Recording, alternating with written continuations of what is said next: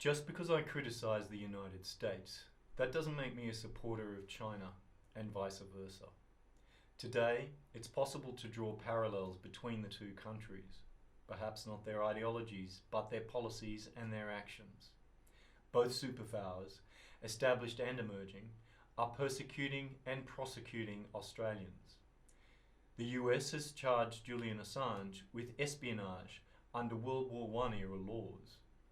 He is suffering in a solitary confinement 23 hours a day, and it has just emerged that the US illegally spied on his supposedly protected discussions with his lawyers. China has detained Australian citizen Yang Hengjun for more than a year. He has been, according to media reports, subjected to daily interrogations with his arms and legs shackled, as Chinese security officials try to break him, pushing for him to confess to unspecified allegations of espionage that potentially carry the death penalty. Assange has been abandoned by the federal government in Australia, while Yang has had support from the Foreign Minister. Australia will not challenge the US's perception of its national security interests driven by the Pentagon. But there is more room to object to China's actions, using the pro-democracy narrative. You don't have to look hard to find infringements of press freedom at home or abroad, and organisations such as Reporters Without Borders list them, as well as statistics on the murders of dozens of journalists each year internationally. So it is that we re-enter an age of the gagging of the media, not for the first time, but with different forms and contexts this time. Sure, the media is gagged, but who else is gagged? Whistleblowers, for one. They supply the information to the journalists. Why?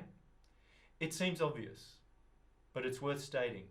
People in power have the means to impose penalties on those who expose their wrongdoings, inconvenience them, or stand in the way of their interests, business or political.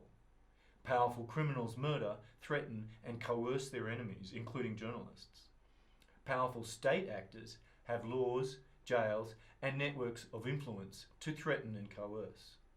Superpowers do not want scrutiny of their military power projection across the globe, or in their own countries, whether they are committed to democracy, freedom of speech, and human rights, or not. Julian Assange is subject to US law, it seems, but he is not accorded the protection of the US Constitution's First Amendment.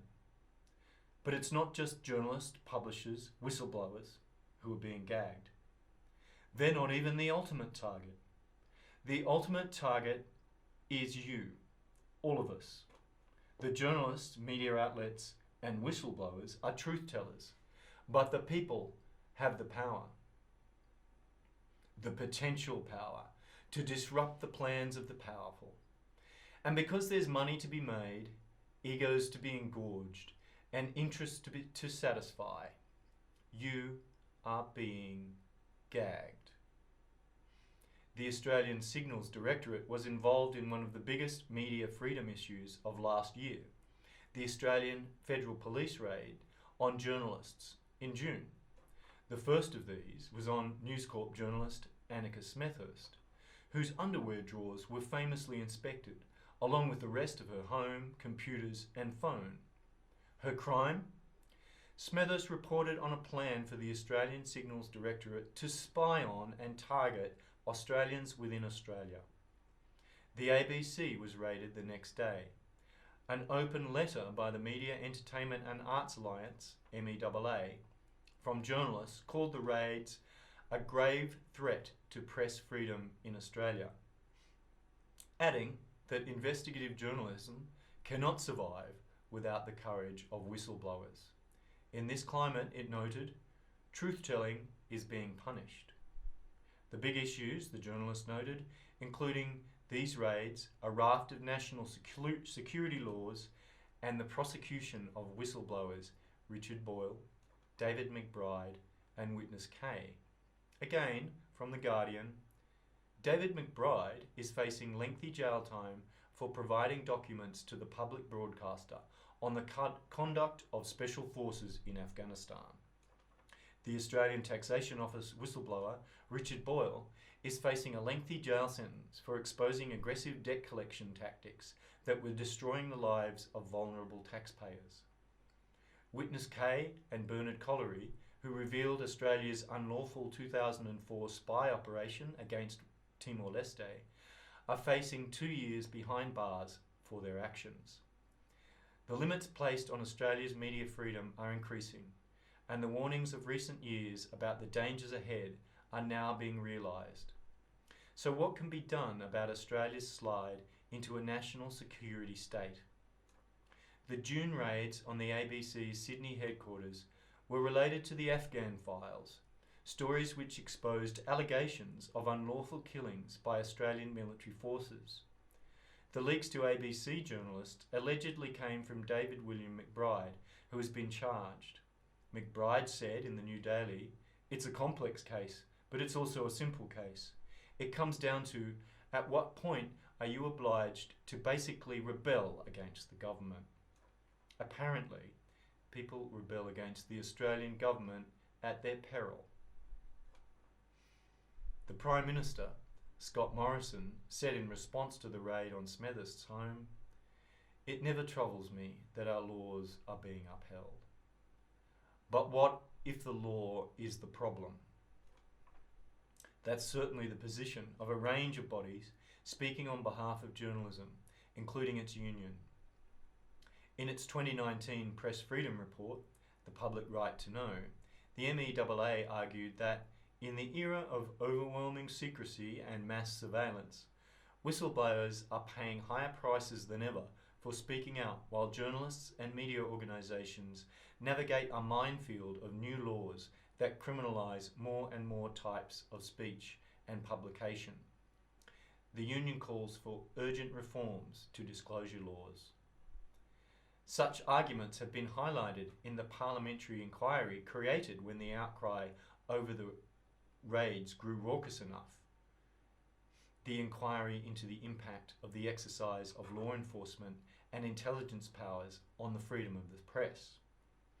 The Australian Human Rights Commission submission noted that the freedom of the press is guaranteed in Article 19 of the International Covenant on Civil and Political Rights, and that search and seizure powers in relation to investigations and prosecution for breaches of security provisions involve the limitation of the right protected by Article 19. The Human Rights Commission also highlights the chilling effect of such criminal laws, a point reinforced from the media itself. According to a senior editorial figure at the ABC, quoted anonymously in the Alliance for Journalists' Freedom, Press Freedom in Australia white paper, published last May, we are witnessing the criminalisation of journalism. There are stories that are going untold because we are concerned about putting our journalists in harm's way, including being jailed. And so it is for journalist sources, says Mark Maley, an ABC News manager. The consequences of being outed as a source are potentially criminal. There are stories that should have been told and have not been told because of a combination of the ASIO Act, the EFI Act, and metadata laws. That's the chilling effect in practice. I'll outline some of these national security and surveillance laws now. Last year, the federal government passed laws such as the National Security Legislation Amendment, EFI Act 2018. Michaela Whitbourne wrote in the Sydney Morning Herald that in enacting the law, the government introduced a general secrecy offence that allows anyone who passes on classified information received from a federal public servant, including publishing it, to be jailed for up to 5 years. Australian law does not provide clear and unambiguous protection for freedom of the press or freedom of speech more generally, Whitbourne noted, unlike those enshrined in the US Constitution or the superior public interest offences in the US and UK. But Australia is excelling in one area. Quote, since the 9/11 attacks, Australia has enacted 75 laws related to terrorism. The government also passed the Telecommunications and Other Legislation Amendment, Assistance and Access Act 2018. some say in a rush. The Alliance for Journalist Freedom report noted the passage of the Assistance and Access Act gives law enforcement agencies a range of new powers to access journalists' confidential communications with their sources. Of course, the government and its agencies already had a lot of power before last year's acts. The UTS-based Centre for Media Transition's submission to the parliamentary inquiry commented mainly on the Journalism Information Warrants Scheme introduced by the Telecommunications, Interception and Access Amendment Act 2015, the metadata law. The scheme means law enforcement agencies can easily get a warrant to access telecommunications data to identify a journalist's confidential source. The Centre recommends that the scheme should be amended to prohibit access to journalists' confidential information except where there is a serious threat to Australia's national security. The MEAA agrees, noting the metadata retention regime is a particular concern for journalists who are ethically obliged to protect the identity of confidential sources. In July, Dr. Julie Pizzetti compared Australians' press freedoms to international standards as set out in the UNESCO study she authored, Protecting Journalism Sources in the Digital Age. Australia meets just one of the 11 principles that should be met, she said. The UNESCO study noted, in 2015, the federal government classified information pertaining to asylum seekers on national security grounds. On the same basis, in mid-2015, the Australian government criminalised the leaking of such information. The MEAA report concurs. We find these deliberate attempts to suppress reporting about the treatment of asylum seekers and the conditions of the centres to be an affront to press freedom. Pizzetti said there was barely any light between Labor and the Coalition on these issues. The Alliance for Journalist Freedom includes among its 7 recommendations one to bolster shield laws. It argues for an exception for journalists instead of a defence, because an offence means that journalists bear the heavy burden of proving that the defence is applicable. All that is before we get to the ongoing and age-old debate about the impact of defamation laws in Australia. The MEAA addresses the issue, as does the AJF, which stated Australia's existing defamation legislation should be supplemented by the introduction of a public interest defence, modelled on that available under UK defamation legislation. All these issues are raised by Australia's Right to Know coalition of media organisations, which also wants to see freedom of information law reform. Court suppression orders are another critical area. The George Pell trials highlighted the suppression order issue, both for why orders are sometimes needed and also why many judges are misusing the system, either to punish the media or to placate the powerful. Many orders are simply nonsensical and poorly defined, the MEAA report noted. And the Alliance for Journalist Freedom report said Pell's trial was extensively reported overseas on sites that any Australian with an internet connection could access. The overall effectiveness of suppression orders in a modern and open society like Australia should also be further explored.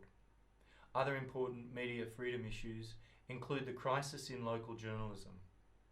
The Australian and Competition Consumer Commission's Digital Platforms Inquiry found a significant fall in the number of articles published covering local government, local court, health and science issues during the past 15 years.